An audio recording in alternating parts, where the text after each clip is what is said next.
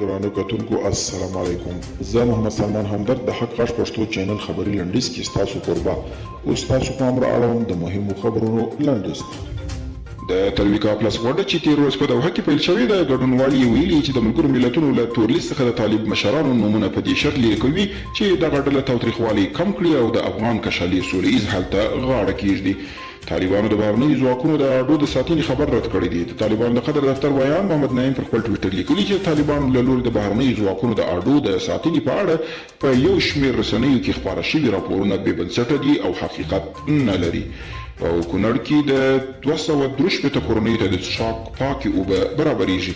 د کلیو بیا رغونې او پراختیا وزارت وایي د ولسي تړون د ملي پروګرام لخوا د کونړ ولایت د څوکۍ ولسوالۍ اړوند په کوز چیناري کې 2.7 میلیون افغانیو په لګښت 263 کورنیو ته د څښاک پاکو اوبو ته د لاسرسي زمینه برابریږي.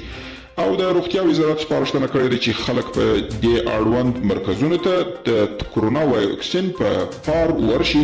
د افغانستان د عام روغتیا وزارت د کرونا واکسین په عامولو سره له خلکو غواړي چې اړوند مرکزونو ته ورشي او واکسین وکړي.